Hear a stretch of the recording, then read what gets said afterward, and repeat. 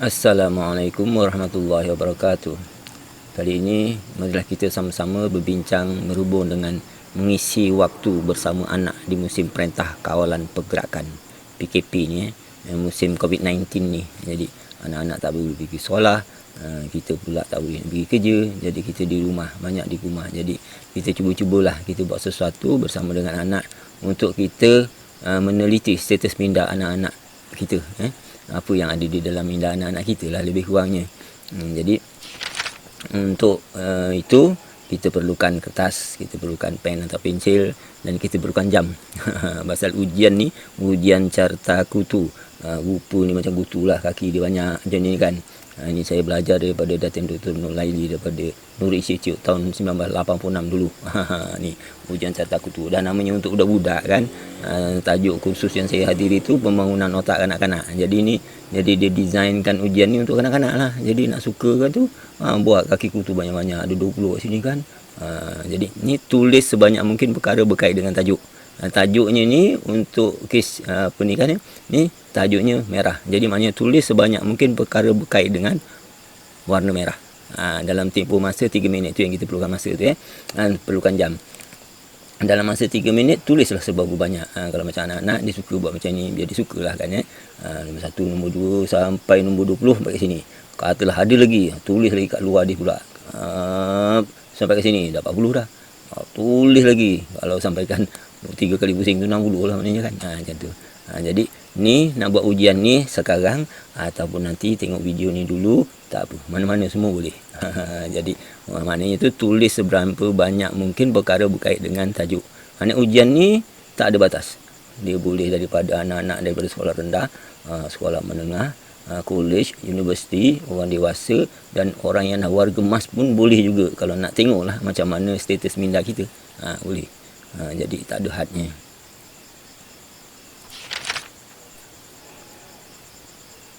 Pada itu kita cuba untuk faham tahap berfikir. Tahap ni saya pecahkan kepada 7, tapi bolehlah kita untuk nak mudah ni kita pecahkan kepada 5 je lah. 5, 6, 7 ni kita rangkum dia jadi 1. Jadi kurang biasalah kita jadikan ataupun tahap tinggi macam tu. Jadi tahap yang terendah sekali adalah berkait dengan perkara yang berkait dengan makan, main, suka-suka, entertainment lah macam tu. Yang main makan ni kan haiwan pun main makan jugalah. Jadi macam tu. Jadi ini tahap terendah sekali dalam tahap berfikir. Keduanya berkait dengan pakai. Yang ini binatang tak ada lah. Kalau dia berbulu tu pun dia tak anggap benda tu sebagai pakaian. Memang ada kat badan dia. Kalau kita pakaian, benda berkait dengan pakaian. Tahap ketiga berkait dengan belajar. Perkara yang berkait dengan belajar, bukan isi kandungan pelajaran. Content of the belajar tu kan. Ini berkenda berkait dengan belajar. Contohnya atau orang tu bake di sekolah. Macam tu lah contohnya. Lepas tu tahap keempat perkara yang biasa kepada kita. Cuma biasa ni boleh berbeza-beza. Lampu isyarat bagi anak-anak yang kita yang berada di kawasan pekan ataupun di kawasan bandar, dia biasa kepada kita. Tetapi bagi anak-anak yang duduk di pendalaman, dia tak biasa. Benda tu dia masuk kurang biasa kategori itu. Macam itulah Jadi katakanlah ini contoh ini ujian ni dilakukan terhadap seorang kanak-kanak perempuan berumur 12 tahun. Dalam masa 3 minit ni dia berjaya menghasilkan 14 perkara menulis 14 perkara berkait dengan warna merah.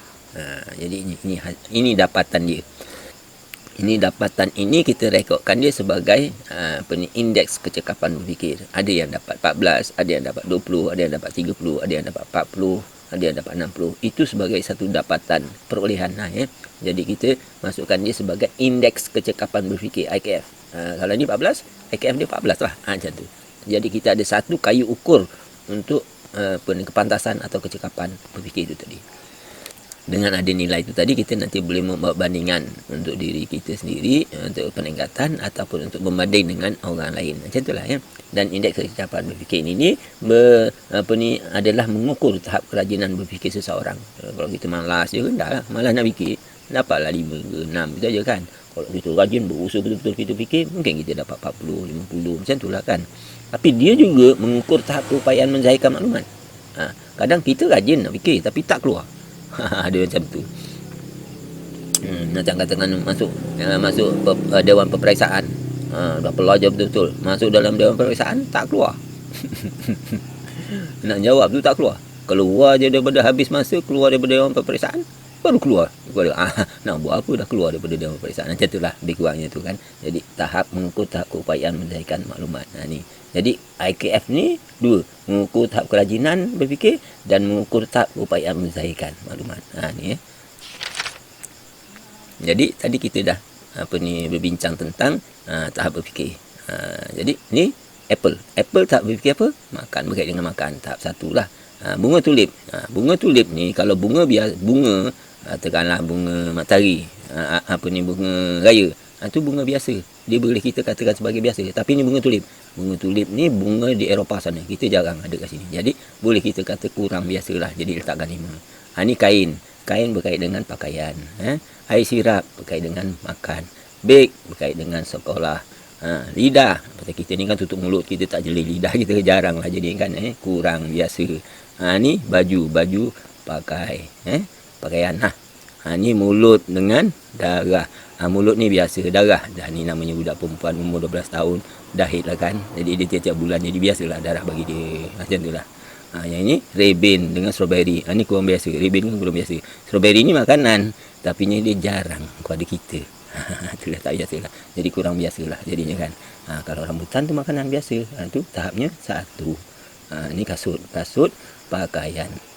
Dan ini mata biasa. Ni lah. Kemudiannya kita gerapkan. 1. Apple tahap 1. Lepas tu bunga tulip tahap 5.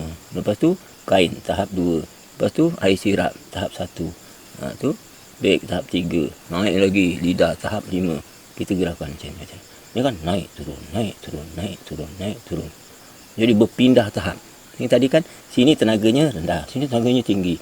Ini tenaganya rendah, ini tenaganya tinggi. Cuba kita berlari, mula kita berlari perlahan. Lepas tu lari laju. Lepas tu kita berlari perlahan balik. Lari laju lagi. Lepas tu perlahan balik. Letih itu aja kan. Jadi apabila kita menukar tahap ni, kita memerlukan masa. Pasal mengubah keupayaan, keperluan tenaga dalam berfikir itu tadi. Jadi kalau kita sering mengubah-ubah tahap ni, memang kita banyak tergaru kepala lah. Jadi ini cara berfikir yang tak efisien. Jadi kaedah untuk berfikir secara efisien tu adalah kita maintain pada satu tahap. Katakanlah tahap 1. Kita kutip maklumat daripada situ. 1, 2, 3, 4, 5 ke begitu kan. Apple. Lepas tu apa lagi? Pear ke? Rambutan ke? Apa benda lagi lah. Buah yang kata manggis ke? Macam tu lah. Lepas tu apa lagi pula? Jadi lepas tu baru kita tukar. Tukar pun jangan tahap tu terus melompat pergi ke 5. Tahap 2 pula lah katakan tu. Apa bendanya berkait dengan pakai seluar baju ke? Gitulah kan. Jadi bila kita berfikir cara macam gitu tersusun, macam kita kalau lari kita perlahan, lepas tu buat seketika, lepas tu tambah laju sikit, lari pada speed tu tertentu, lepas tu kita tambah lagi kan cantik. Sebenarnya jadi tidak meletihkan dan efisien. Macam tu. Jadi pantas. Okey. Kaedah berfikir yang pantas begitu tu kita tunjukkan kepada pelajar ni tadi yang 12 tahun tadi ni budak perempuan ni tadi, dan kita test semula dalam tempoh 5 minit kemudian. Dan hasilnya beliau berupaya memberikan ini ujian sebenar ni IKF-nya meningkat daripada 14 pergi kepada 29. Tengok dia maintain flattening. Ini dalam masa dia nak naik ini pun dikutip, sempat dikutip. Daripada tahap 1 dia nak pergi tahap 4 ni dia sempat kutip, 2 ni kutip. Nampak tak?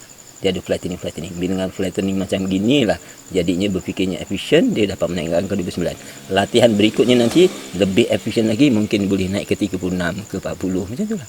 Begitulah kaedah untuk kita melatih. Jadi dengan graf gini ni, kita dapat meningkatkan kecekapan kita berfikir. Jadi graf ni graf prestasi IKF. Jadi ni dengan graf prestasi IKF ni lah kita mengendalikan bagaimana memperbaiki kaedah berfikir kita secara perlahan-lahan sampai kita dapat pantas berfikir. Macam tu lah. Ni bila kita bandingkan ni naik turun berbanding ni flattening. Dan kalau kita banding dengan yang dapat 40 ni, tengok banyak flattening kan. Macam tu lah. Dan perubahan tahap pun 2 gitu aja. Dia tak ada lompat sampai daripada 1 pergi ke 5 ke gitu tak. Kalau kita boleh buat macam itu, kita dapat banyak. Macam efisien lah cara kita berfikir macam tu. Jadi itulah. Jadi ujian ni kita teruskan. terus dengan tajuk yang sama. Biar tak apa, kita dengan tajuk merah tu tadi kita terus sampai kita jemur lah. Nanti saya akan tunjukkan contoh-contoh lain dengan merah tu kita boleh dapat macam-macam maklumat tentang diri kita ataupun tentang diri anak kita tu tadi jadi insya-Allah kita akan kongsikan benda tu. Jadi kita teruskan ujian tu berterusan, dan kalau boleh terus tengok nengkat selagi tu gunakan tajuk lain. Tapi kalau kita ujian tajuk yang sama ni, naikatnya tu selalu sedikit, tu ada masalah. Itu kita akan bincangkan nanti. Kita akan kenapa? Masalahnya mana? Itu tadi kan kita dah rajin tapi tak dapat nak naikkan. Itu masalahnya pada apa? Keupayaan menzahirkan. Keupayaan menzahirkan ini masalahnya di mana? Kita akan bincang nanti. Dia berkait dengan saraf penghubung otak kanan dengan otak kiri yang dipanggil corpus callosum. InsyaAllah kita akan bincang di dalam perbincangan selanjutnya. Jadi setelah gitu nanti kita gunakan tajuk yang lain, macam katakanlah hitam bulat lah, ataupun 4 segi lah, nama orang lah, nama bandar lah, tukar tajuk. Tak apa. Jadi teruskan latihan ini mudah-mudahan kecekapan berfikir kita akan bertambah. Kecekapan berfikir anak-anak kita akan bertambah. Sekian, wabillahi taufik wal hidayah. Wassalamualaikum warahmatullahi wabarakatuh.